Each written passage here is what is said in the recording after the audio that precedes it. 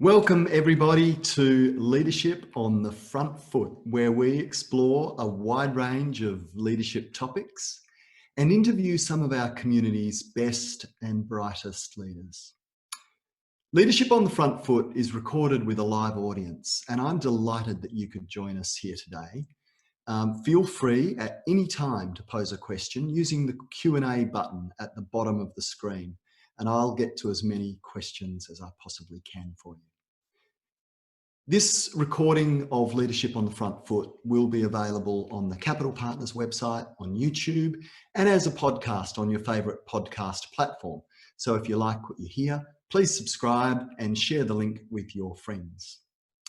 In this episode, we're discussing all things psychology, and in particular, the art of positive thinking. This COVID-19 pandemic has had many people on a roller coaster of emotions, some through the loss of employment, others because of isolation. For others, the experience has been enjoyable, almost cathartic.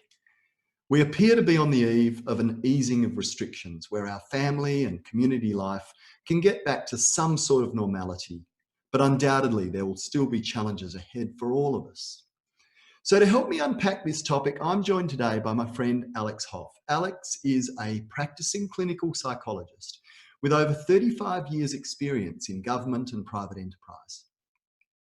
For 15 years, Alex headed the Employee Assistance Program at Woodside, where she and her team dealt with the full catastrophe of issues for employees and their families. And as a result, she's a real expert in the psychological impact of accidents, emergencies, change fatigue, stress in the workplace. Today, Alex's private practice is in the area of anxiety, depression, trauma, bereavement, and workplace stress. Alex, welcome and thank you so much for joining me today.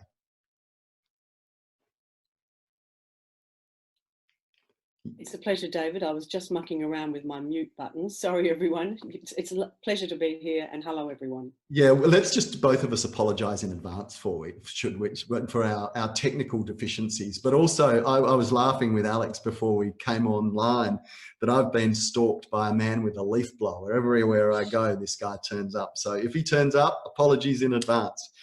Alex, let's start with you. What drew you to psychology in the first place? That's a very good question, and you put me on notice that you'd asked me that, and it's really had me thinking. I guess that for me, I've always been interested in ideas. I've always enjoyed talking about ideas, talking about things, and I initially did philosophy, and my first degree was actually, I did a philosophy major, and then I discovered there's not lots of jobs. So I ended up just joining the government, and probably over the next 5 to 10 years kind of wandered around exploring things and started to do psych units part-time. I did fourth year organisational thinking that's what I'd like, and I found it as dry and boring as the proverbial.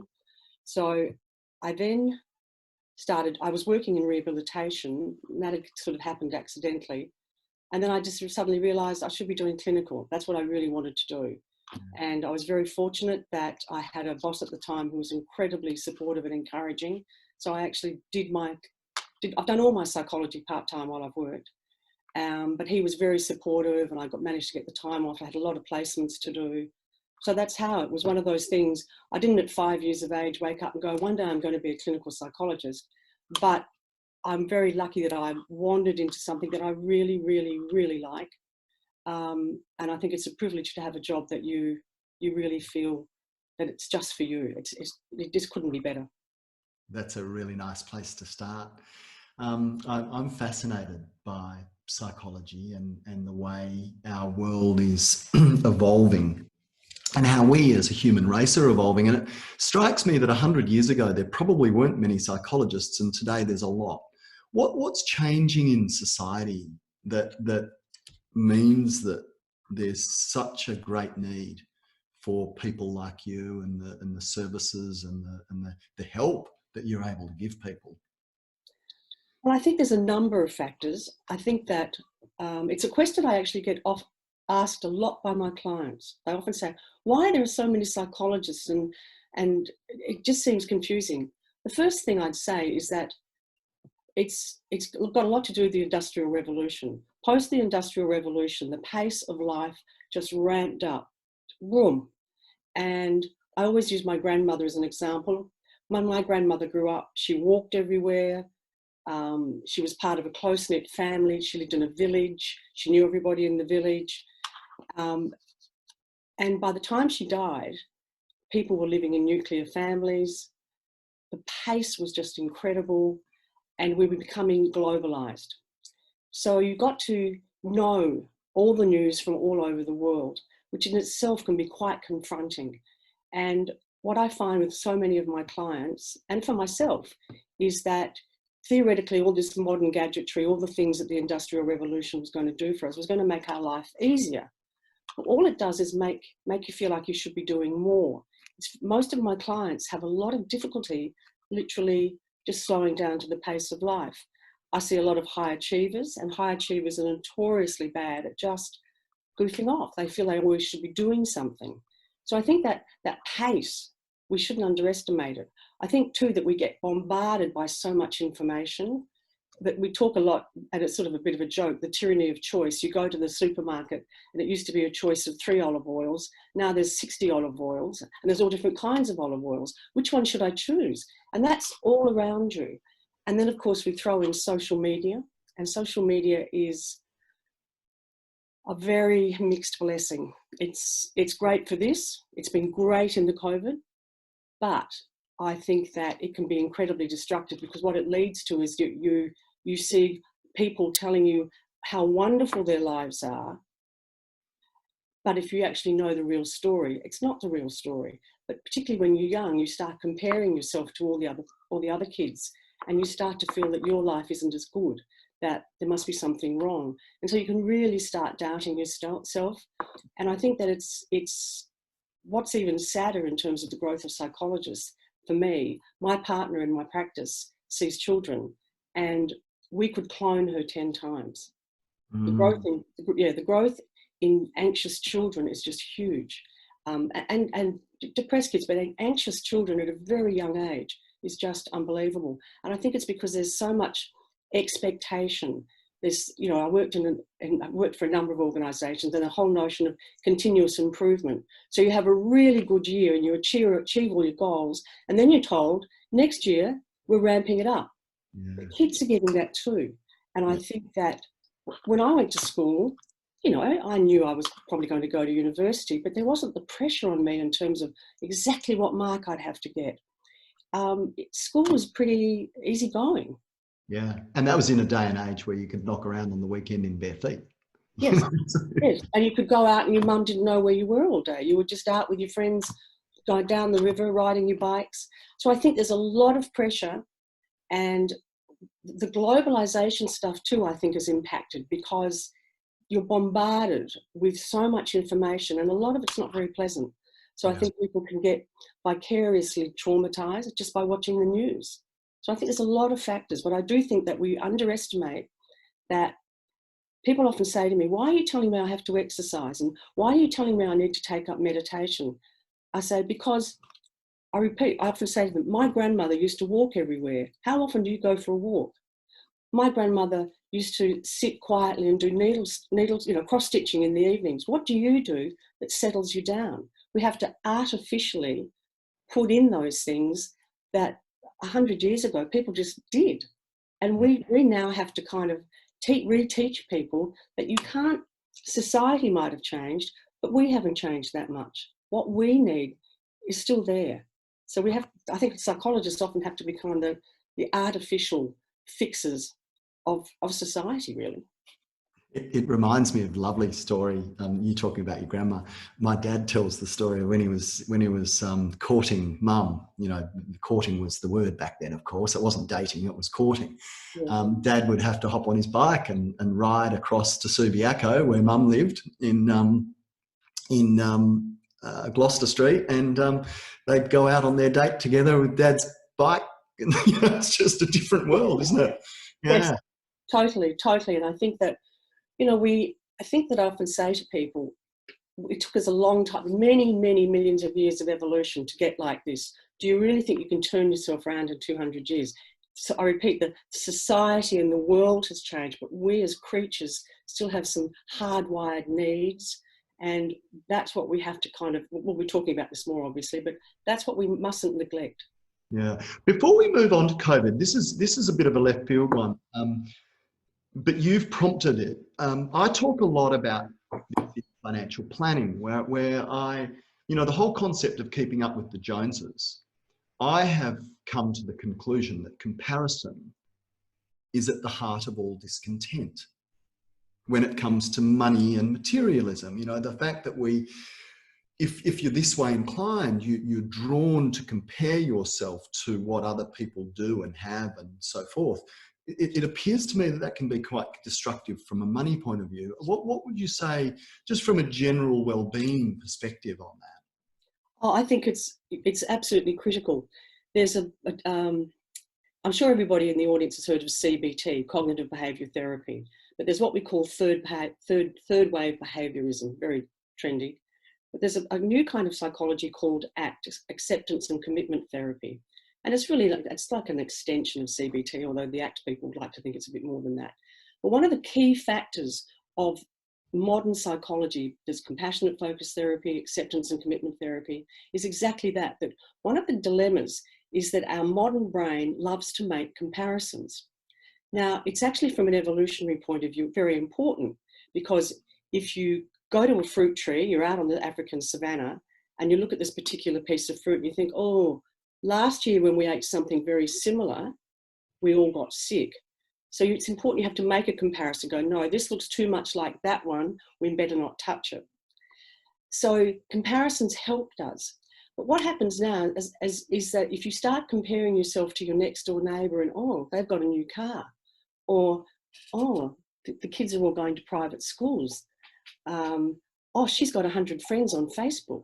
When you start doing that, that's not helpful at all. So I think you're absolutely right. And so in modern psychology, well, certainly the kind of psychology I practice, we talk a lot about values. And don't compare yourself to others. What's important to you? What resonates for you? And getting your values right. And it's very difficult in our society. We live in a very strange society. Every billboard that you drive past on Stirling Highway is telling you to be dissatisfied. You haven't got this car yet. You haven't got this handbag. You haven't been here for a holiday yet. So you're constantly being told, no, what you've currently got is not good enough.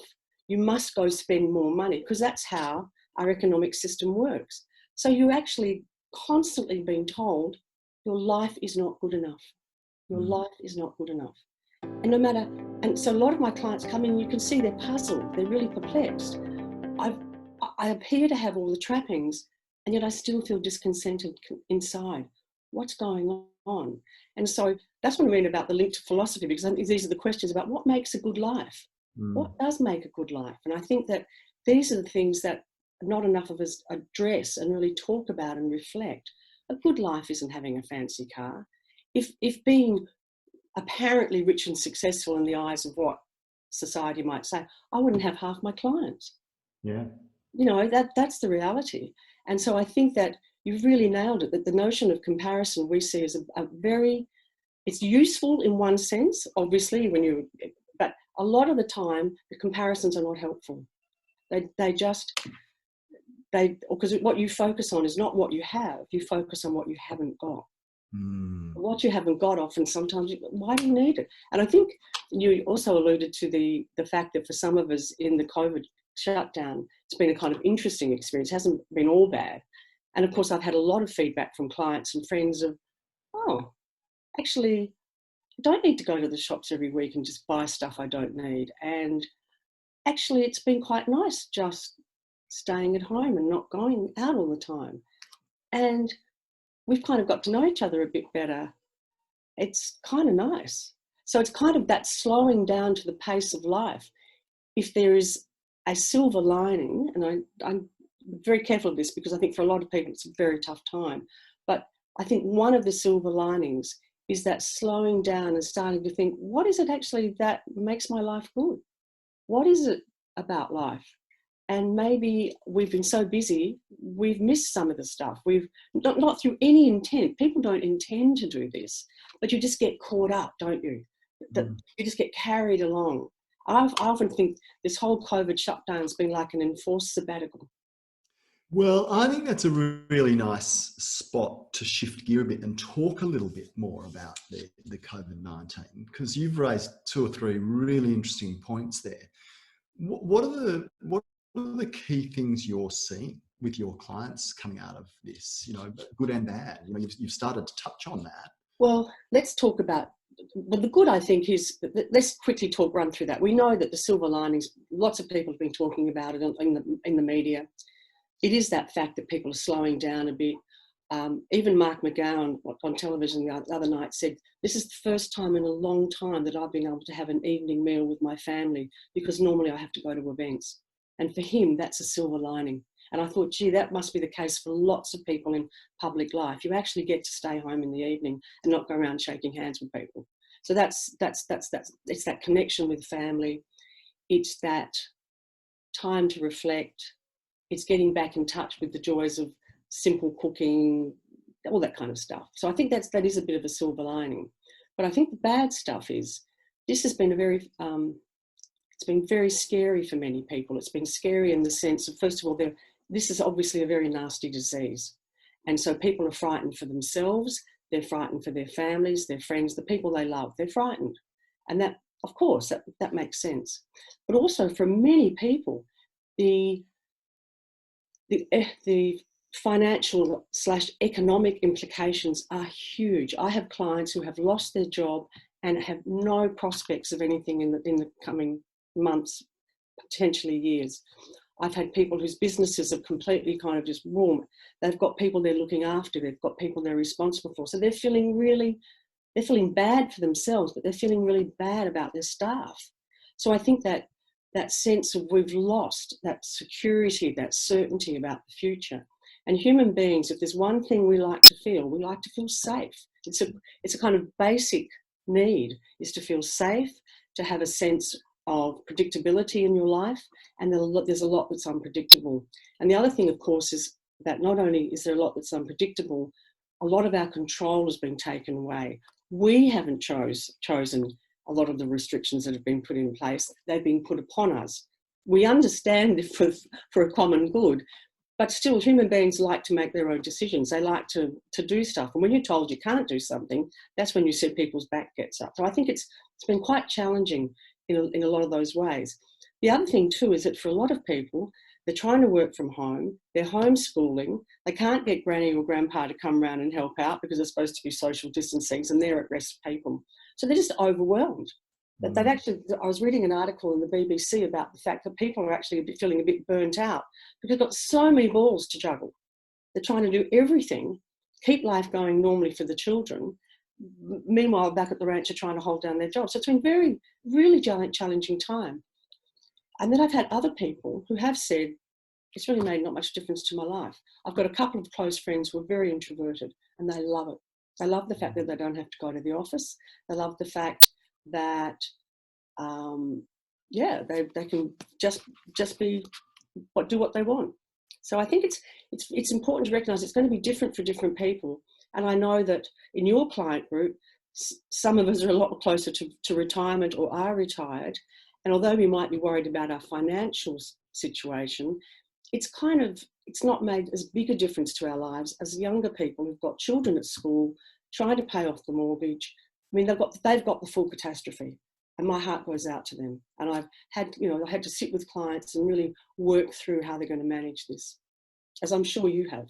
Yeah, it's so interesting, and you're absolutely right. We are having some very granular conversations, and it's such a great privilege to be taken into that place where people have those conversations, and fear is on the table. And one of the things that I found fascinating last week, Alex, and I would never have seen this coming, was we were having a bit of a round table with some of our senior leaders in our business, and one of the things was what's a gift you've had out of this, and a couple of people said it's just the time I've got to spend with my kids.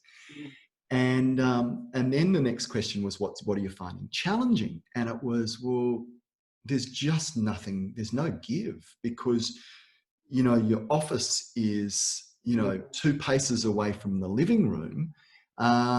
So there's just no room at all anymore. It's just full on.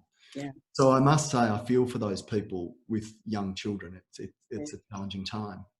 I thought you were going to say then the gift is that I get to spend more time with my children. The give is I spend more time with my young children. Well, that's essentially what they were saying. Yeah, Yes, exactly. exactly. Yeah. I do want to ask you a question about the place of work in our lives. In that, you know, it appears to me that we've got broadly 2 groups: those for whom life is largely business as usual. They're still getting paid and they're going to work and they're doing their thing, particularly those who have the privilege of being able to work from home. Yes. Then there's those in other sectors, transport, tourism and travel and hospitality, where it's just been shut. Must be, I wouldn't mind just, you know, just tell us a little bit about the role that work plays in our lives and why we're feeling some of the things that we're feeling. Well, I think work's important because, well, people think, oh, it's because it, you know, pays the bills, etc. But again, from an evolutionary perspective, we need to get pleasure out of achievement. Otherwise, we wouldn't go to the effort to go and find the food, go hunting, build the shelters. So from an evolutionary point of view, the positive emotion is attached to achieving things, to getting things done. That sense of patting yourself on the back and going, yay, I got that done. It looks pretty good. So when that's taken away from you, it's quite daunting. You know, people often say, oh, but I'm really looking forward to retirement. And I say, how many people have you seen to slide into retirement quickly and comfortably? It's actually, we know from as psychologists, that's quite a challenging time. Those first couple of years, particularly if you've been working pretty hard, can be quite a challenging time to adjust. And I think that the loss of work is enormous. But also, it's not just the achievement, it's the fact that you socialise at work. And so for many people, the camaraderie, the banter with the clients, the banter with your colleagues, you spend more time with your work colleagues than you do with your people at home, you know, in terms of waking time. So that's a huge loss, that suddenly you are very isolated. And I think it's different if you're working from home, because you still get to maybe talk to people on the phone and have these kind of meetings. But even some of my clients who are working from home have struggled. They're missing having the person at the next desk. They're missing that ability to just go and have a quick chat. So I think there's then the social stuff. And we're also, from an evolutionary point of view, hardwired to want to be socially connected, because that improves our safety as a species. If you live in tribal groups, in small groups, A, you can keep each other safer. B, you've got a greater chance of your offspring surviving, because if you make good social connection, if something happens to you, they'll take in your children, they'll look after them. And C, you can actually get bigger things done. You can, if there's 6 blokes, they can build something that 1 bloke can't, and they can do it a hell of a lot faster. So as a species, that notion of social connection and achievement actually has really been a benefit to us. And what's happened in the COVID is both of those things have been attacked, which then in turn makes us feel not safe at all. So is it any wonder that for many of us, we wake up in the middle of the night and we're not quite sure why? We're just not sleeping as well. We just find ourselves mulling over stuff. We just feel edgy. And then we go, oh, this is ridiculous. And I think this is important to say. A lot of people say, oh, we've just got first world problems though, haven't we? And it's like, yeah, but it's true that there may be people worse off than us. But at the same time, acknowledge that the reason you feel anxious is that's the kind of creatures we are. Yeah. And don't be ashamed of that. It's okay. Yeah. It's okay. And yes, then we can try and do things that help us manage it. But don't try and rationalize away those things. Very, very bad. Just acknowledge it. It's okay to have those feelings. It just means you're a normal human being. Something that's just struck me as you're talking is and it was the words you used, the first world problem, which rolls off all of our tongues from time to time, generally, with a smirk. Yeah, first world problem. But listening to you, it just strikes me that as sophisticated as we are, as first world as we are, so many of our behaviours are driven by things that have been evolving over millions of years. Absolutely. It's just crazy, isn't it? Some of that fear response and the socialization response, and even introverts like to socialize, but they like to socialize on their terms. Yes. I'm fascinated by that, and I wonder if you could comment just on how powerful those underlying behavioral traits are for us, and how, it feels to me as though we fight against them too much. Yes, we do. And I think that goes to the heart again of some of the new kinds of psychologies talk a lot about the fact that you can't deny the nature of the beast. And that what we've often tried to do is we try to control our emotions. We try to push them away. We say, I don't want that emotion. I don't want that kind of emotional response. I don't want that kind of behavior. And we try to control the uncontrollable. And it's just counterproductive. And the reality is that it's appropriate to feel anxious sometimes. But because we give anxiety a bad name, we say anxiety is a bad emotion. We shouldn't have it. What happens is people get anxious about being anxious. So then what happens? They've got triple the amount of anxiety because there was going to be this much anxiety. Now they've got all this anxiety about being anxious. And what about just learning to have it for what it is? It's a kind of response from your body, your system saying, oh, we don't like this. We've got all our ducks lined up. So anxiety is actually a really useful emotion because it motivates us to look after our safety. The other thing too is that with depression really gets a bad, oh, you shouldn't ever feel sad. And it's like, actually, yes, we should, because things are always evolving and changing, and we know that all of us will die eventually. And if you don't feel sad when somebody you love dies, if you don't feel sad when something you value is lost, what kind of person are you? So sadness is also important. All of the emotions have their place. Anger is another one that can get a really bad rap, and yet anger is very closely assigned with justice. When you feel you've had an injustice put upon you, you can get very angry, and that's how we improve the world. So anger is also one of those, it's a primary emotion which helps us defend ourselves against others. It makes us come up and fight the baddie. But in a modern person, if we get angry about something like third world debt, then the Bob Geldofs of this world go, let's do something about it. Let's make lots of money. So you see groups in Australia. So for example, at the moment, a lot of people in Australia are angry about domestic violence, as they should be. So that's actually motivating people to do something about it. So it's kind of interesting that we need to be more comfortable with our emotions. They're there, they've been around for a long time. We share a lot of our emotions with other animals, by the way. Anybody who owns a dog knows exactly. A frightened dog can become an angry dog very quickly because it gets angry because it thinks it's going to have to defend itself. It needs to get ready to snarl and bite. So we shouldn't be ashamed of those feelings. We should have them for what they are, recognizing that they will pass, but listening to what they're trying to tell us. Sometimes they're very, very helpful, but of course, sometimes, and she had to come up sooner or later, didn't she? Sometimes they come from Deirdre. David knows what I'm talking about because he's been on one of my workshops. We all have an internal chatter in our head, and mine's called Deirdre it's a long story. But sometimes Deirdre will make up bad stuff which gets us anxious or depressed. For example, I look on the Facebook and see that my friend's got 100 more friends than I have. So Deirdre goes, see, I told you, nobody likes you. I don't know why you even bother to think you're ever going to make any friends.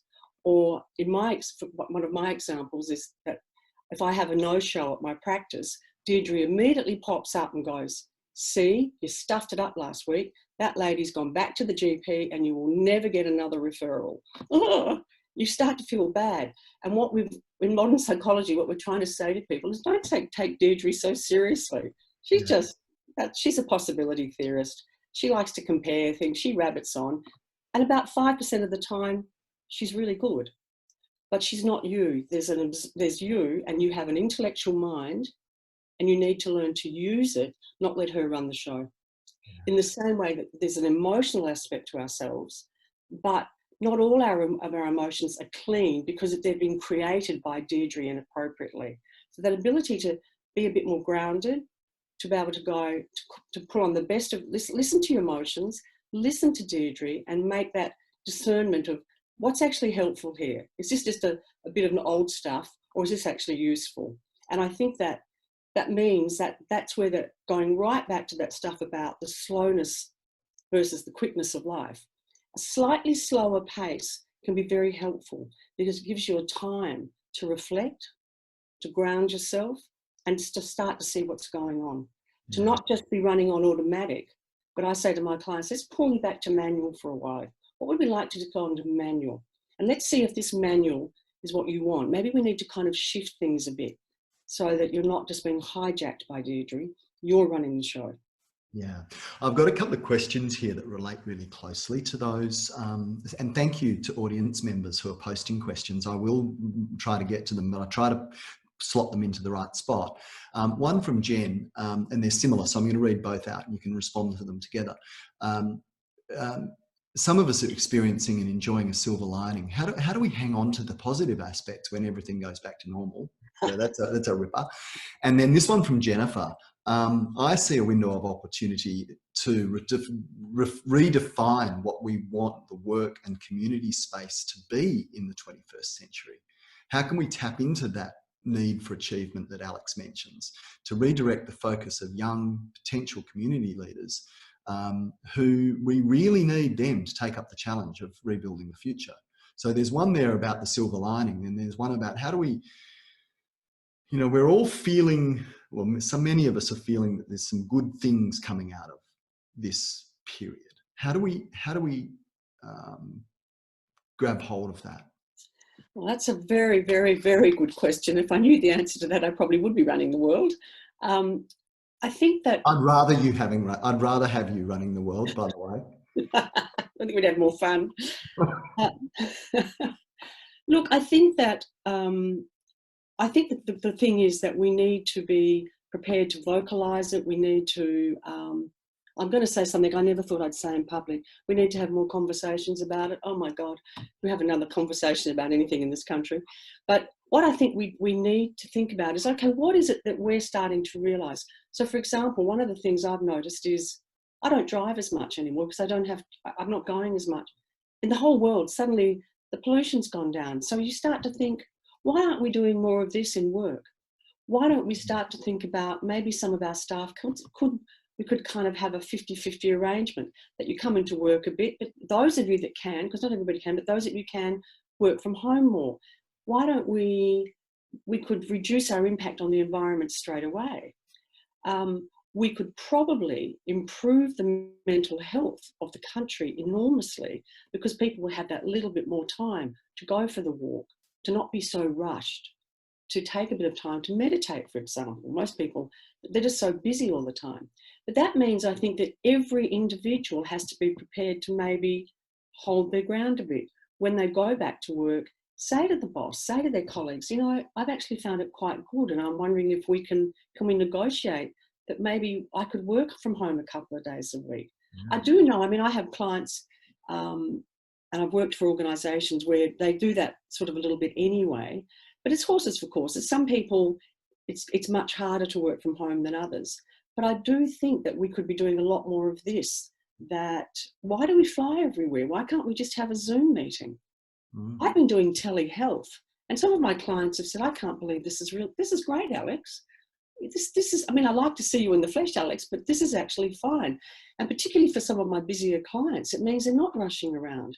They have that little bit of extra time to spend with their children. So I actually think it's about every individual saying, what can I start to do that might be a little bit different? What can I kind of shift? And we often expect others to lead it for us, but maybe we have to say, I can make changes in my life. And if I start doing that and everybody else did, That's how you get momentum. It's about being accountable for, if you think this has been better for you, then why don't you just keep doing it? Why don't you lobby for that? Why don't we all do that? That's how you get momentum going. I don't think it's about one person being a brilliant leader. This is when we're all leaders. That's what I think is quite important. What have I found is working for me better than the old stuff? Then why don't I start pushing for that? Why don't I stick with that? I don't know if that answers the question, but No. That's what I call a leadership on the front foot moment, where you know, we do have leaders at all levels, and we need to make sure those people all have a voice. Absolutely.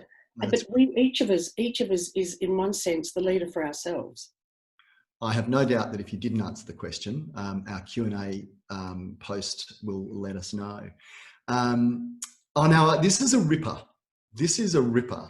So my Deirdre, I call Fat Bastard. Now, I've got Fat Bastard under pretty good control, but he's there and you know, tells me on reasonably regular occasion that I'm not good enough for whatever reason. Yep. Or I'm, you know, whatever. We won't go into some of the gory details, but there's one here. You know, what are some practices that can be used to shush your inner voice? By the way, mine's called Imogen. Oh, I love it. I love it. Well, so this is the work I probably do most in my practice. But there are a number of practices. And first of all is befriend Imogen. Befriend your voice. Deirdre is my intellect. And because I've had a university education and I've worked in places where I'm constantly getting evaluated, she's been fed fillet steak. You know, she thinks she's the bee's knees, but she's just a part of me. She's not me. So we say, you've got to work on not fusing with her. So that's where we say, there's some very simple strategies, first of all. The first thing is, and I'm interested to see what the audience responds to on this one, regular exercise helps you manage Deirdre. Because I don't know how many people know, but she's and then I go off for a walk. I'm not a runner, I've got bad knees, but I'll go off for a really brisk walk. And after about 20 minutes, she's kind of just gone out there. She's there, but she's not there. When she's there, she's got me. But when she's out there, I get my perspective back. And the analogy I often use, it's like holding a bit of written paper. If you hold it there, you can't see the words. But when you get it out there, now you can read it. And then you can go, yeah, Deirdre, I've heard that one before. No, it's never happened. But this one, that's interesting, Deirdre. You can start to get your perspective and use the bits of Deirdre that are helpful. So you don't want to get rid of her, but you want to keep her in a sense of perspective. You also want to not be angry with her or frightened of her. You need to be, I'm just fascinated and I'm bemused by her. I think some of the stuff she comes up with, I just fall about laughing at my Deirdre sometimes. You've got to have a relationship where it's not one of fear, it's one of understanding she's just a part of you, and that's okay, and she's a useful tool. So we know that regular exercise helps. Giving her a name or him a name helps because it diffuses it. It helps you separate it. But some of my clients just go, oh, there goes my mind again. But I think giving it a name is actually quite good fun. It helps you, you know. Another strategy, believe it or not, is that we actually use an act therapy, is you get people to say what Deirdre's saying to you, but you use a cartoon character's voice. So the only one I know to do is Suffering Succotash, you know, feel it, the cat, Sylvester the cat. But you start saying the stuff to you in just silly voices. And after a while you realise they're just thoughts. They're not the truth. Just because you've thought it doesn't make it a universal truth. So you start to play with it a bit. You start to diffuse it. You start to, instead of being Velcroed to Deirdre, no, a tissue paper will do. So you can kind of play games. But probably one of the most powerful things to do is to start to practice mindfulness. And mindfulness is very much, you know, the flavour of the month, but it is an important strategy. And mindfulness is this notion of being willing to have whatever you're having for what it is. Be willing to sit with your emotions, not be frightened of them. Be willing to sit with Deirdre and just notice what she's saying. You can have the thoughts, but you don't have to buy them. So learning to sit with stuff, to observe it, to develop that ability to have an observing part of you that can draw on the best of the emotions and the best of thinking. Now, some people, if they've got a very, very busy Deirdre, sitting down and meditating is quite daunting because she's so powerful. So that's when we say, what about doing something like yoga, Pilates? What about taking up a hobby? And one of the questions I usually ask my clients is, what is it that you do in your week that when you do it, you kind of feel recharged? You kind of, Deirdre kind of goes out of it. She gets back to perspective. You kind of just feel a bit better. What are those things? And people will say, oh, I quite like gardening. What happens when I garden? Or I play the piano. I remember, I've never forgotten, I had a guy at a workshop who said, please don't tell the family, but I spend 3 hours every Saturday cleaning the pool. And when I'm cleaning the pool, I'm just cleaning the pool. And everything in my head just seems to go away. I get out every leaf. The notion of a mindfulness practice to help you get away from Deirdre, do something that involves your senses, not your thinking. So a hobby, gardening, cooking, playing an instrument, singing. A lot of people, physical, but sensory as well. Sensory. Cooking isn't a particularly, it's something that's involving your senses.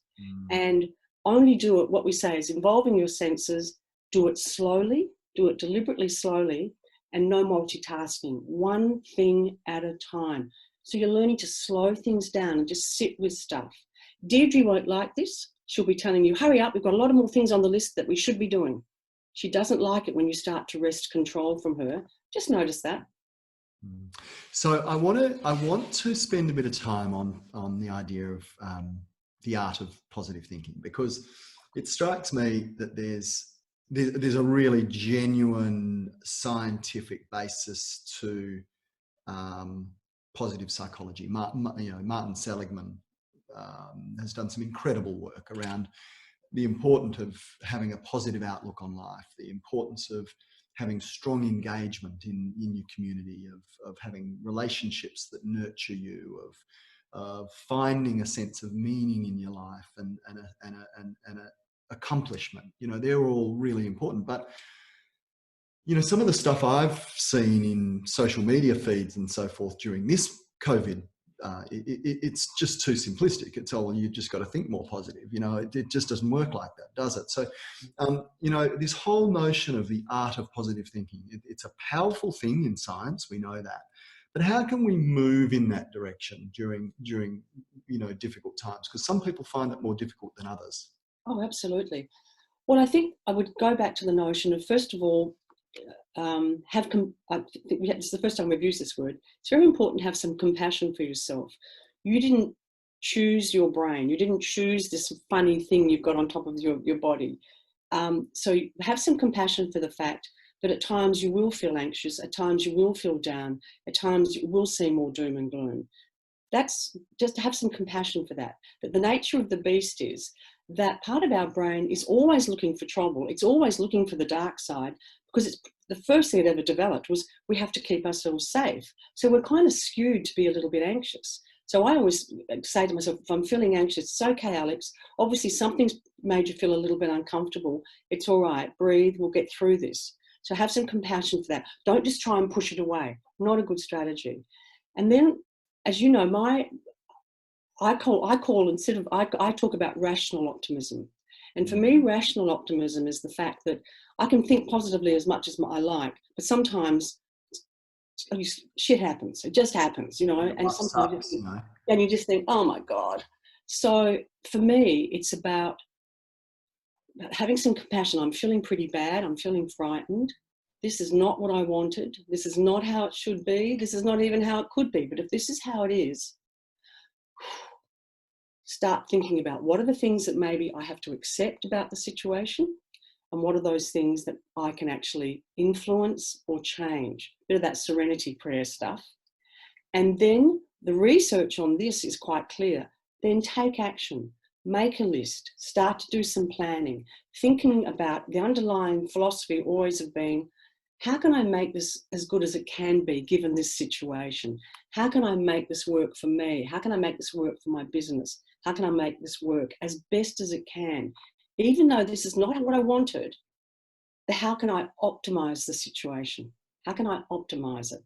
But it's important that when you're doing that, you don't just try and rationalize away your bad feelings. Use those, recognize them, acknowledge them, because those feelings are actually trying to drive you to action. The emotions are the motivators. So it is important. Now, of course, as you say, some people end up though just what we call ruminating. I love that word. We just ruminate and go over and over the dark stuff. And so I think it's important, if you're doing that, it's to go, whoa, Deirdre's got me. See, this is the point. If you've got to know your Deirdre well, you can catch that she's trying to just bring you down. And I think then's the time to take yourself off for a walk. Do something that's a bit positive for a little while, and then revisit. Write, get things down on paper, get it out of your head. Go through the process. What are the things I'm going to have to accept? What can I start to take some action on? Do some planning.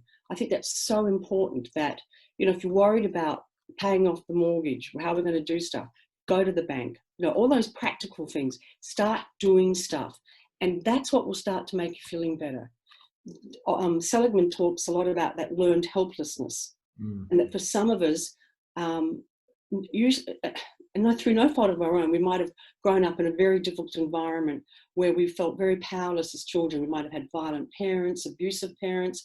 We felt very powerless to do anything to change it, because children don't have any power. And that when something like the COVID comes up, that can trigger that old helplessness. That's almost like your default button. And that can be quite challenging. And I think if you recognize that's a bit of what you've got, that's the time particularly to perhaps get professional help. So you can learn to manage that helplessness, to kind of move that. That's not a very helpful way of managing things, and be more proactive. I love that idea of rational optimism.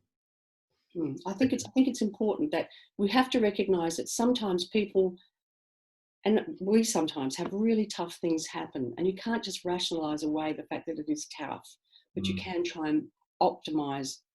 And so how you manage the situation is the critical thing, isn't it, David? How you manage a setback. Yeah, and that's certainly the case. There's certainly the conversations we're having with our clients around money at the moment. And what I'm finding fascinating, and I'm researching this at the moment, is just how differently people who have a robust plan respond to a crisis stimulus versus those who are genuinely all at sea, because they not only did they not see it coming, because none of us did, but they don't have a plan and they don't know how to calibrate their response, which I find fascinating. This is a really good. We're moving to the back end of our conversation, and I do want to spend a bit of time on practical tips. And I'm going to frame this in the context of, I feel quite robust, but I know there are people around me who are not quite so robust, and there are people who are robust for whom really bad things are happening, loss of jobs and so forth. So a question that's come up in the feed that I really liked, and it was the first question, and I've saved it till almost the end, is what's a good way to help someone out, a friend who might be struggling during this situation of a shutdown or isolation? What practically? That's a great question. Thank you. What practically can be done in that situation? Well, I think the obvious, and that is reach out to them, check in with them. The old "Are you okay?" question. Maintain contact, because that social connection is hardwired into us. I think don't tell them what they should do, but be respectful. Do a lot of listening. Do a lot of reflective listening. If they're trying to tough it out, just allow that. But I think it's about staying connected, doing things like, I've got one friend who's on her own and her work situation's pretty grim. So just checking in. We go for social distance walks. We try and have a few laughs. I try and open up the conversation and talk to her a little bit about it. But I'm doing just a lot of just making sure she's feeling connected. And I think that's quite important.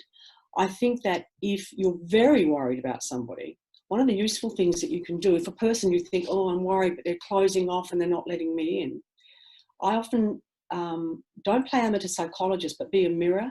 Just the person say, I'm fine, I don't know what you're worried about, but you can see they're shaking or they're being very irritable. I always say, comment on what you can see. You're telling me you're okay, but you've been very snappy, and that's not like you. You know, what's the discrepancy that you're observing? You know, there's been a shift in your behavior, and that's worrying me, and I want you to know I'm here for you. Plant that seed that you're not going to be pushed away. Let them know I can see that. Be the mirror. That's very important. But I actually do think being in contact, checking in, and I just joke with people. I'm just doing a welfare check, I say, and they all laugh. But you know, because I think that is important, and just having a chat. And I think that if the person does open up and starts talking about their fears, then I actually say, well, let's sit down and maybe let me help you make a plan. Let's see what you are worried about. Now, I know that sounds like when you do that for a living, but I think I've got friends who've done that for me in the past. They've seen I've been struggling, and they just sit down and say, come on, let's just talk about it. Let's maybe make a bit of a plan. But you must be very careful not to tell people what they should do. They're already feeling helpless. They already don't have a lot of control. So what you want to do is try and help people get a sense of control back, that they do have some influence in their life. I think that's very important. Yeah, absolutely. I've got a nice question here. Have you noticed any changes during this time in the way leaders make decisions? The impact of anxiety of business and personal choices. I can certainly relate to that, Kim, as a leader of a business. There's been a couple of occasions this week where I probably should have got a phone call from someone saying, yeah, you okay? You know, that's not your normal reaction to things. What about you, Alex? What are you seeing in terms of what happened? I guess what I've seen is that in terms of the people who are perhaps in leadership roles in organisations, and this is both in my client group and in my extended family and friendship circle, is that I've seen a lot of what I call swan behaviour. That underneath the water, I know them well enough to know that they're going, but they're trying to be all things to all people and taking enormous amount of responsibility on. And I think that that's, if you know somebody like that, or you are that person, it's really important that you have somebody you can talk to. It's really important that you go, oh, because it's kind of normal. The other thing that I would say to you, though, is it's also quite important that you don't look too tough. You know, there's a fine line between you. If you're in the fetal position in the corner, the staff are going to panic. But if you're totally in control and look fantastic, they're going to feel very uncomfortable about opening up to you that I'm struggling a bit. If you actually open up a little bit, if you actually say, this is a tough time, isn't it? You know, like I woke up this morning at 3 o'clock and I don't normally do that. Even I missed Mrs. Call here. Wow. You know, I think it's important to kind of show that human side. And I think good leaders will do that. I think that's very important, that you allow the fact that, yeah, I am worried and this is a tough time, but and then, you know, try and lead by example. This is what I'm trying to do to make this as good as it can be for me and for the organisation. This is what I'm trying to do to make it as good as it can be. And I think that's certainly what I've been trying to do in my own office. Yeah. Alex, as we wrap up our time together, and you've just been so generous, so wonderful. It's just a pleasure to listen to you. I enjoy it so much. We're about leadership on the front foot. That's why I've started these conversations. And I'd love for you to share with us a couple of thoughts. You mentioned earlier, we're all leaders. A couple of thoughts that help everyone be a leader on the front foot during this time. Well, for me, it's the first obvious thing I want to say. I think it's very important to recognise that actions speak louder than words, although words are sometimes important actions. But I do think it's what you do, not what you say. So I think it is quite important to think about what are the behaviours that I'm using that actually are letting my staff know, or the people around me know, that that's what I expect from them too. I think that's quite important. I think that the other thing that I've talking to a lot of employees over the years, and being, you know, having managers myself, is that don't worry so much about being liked, but do worry about being respected. What we need is that people are, I've had bosses that I've sometimes thought, okay, not really my cup of tea, but I've grown to respect them. I've grown to respect them in the workplace, and I've been very loyal to them because I've thought, no, you are very upfront. I can rely on you. What I see is what I get. That sort of stuff is so important. I think the other thing I thought of only just before we started this session is I think too, because I'm a psychologist and I see the people that come in and they're a bit damaged by work, is that it's important as a leader to make sure your staff feel safe emotionally. If people don't feel safe emotionally at work, you are not going to get productivity out of them. It's like a contagion in the workplace. So it's really important to think, are my behaviours making my staff feel safe? Do they feel respected? Do they feel valued? That's very important. You don't have to be liked by your staff, but I think if your staff feel that they can rely on you, that you've got their back. A lot of people say, I expect my staff to be loyal to me. And I go, are you loyal to your staff? Are you loyal to your staff? And I look at my own experience, the people that I really have given absolutely everything I could for were people that I felt had my back at work. So I think that's what I'd be saying. And it would be remiss of us to miss the opportunity to point out just how valuable that same advice is within a family. Yes, absolutely. Because a lot of us, even at my age with adult children, how does that work? You know what I mean? Some of them are going through tough times, and it's important for parents to be loyal, consistent. That's really beautiful advice, and I really appreciate it. Alex, that has been a wonderful perspective. Thank you so much for joining us today and being my guest.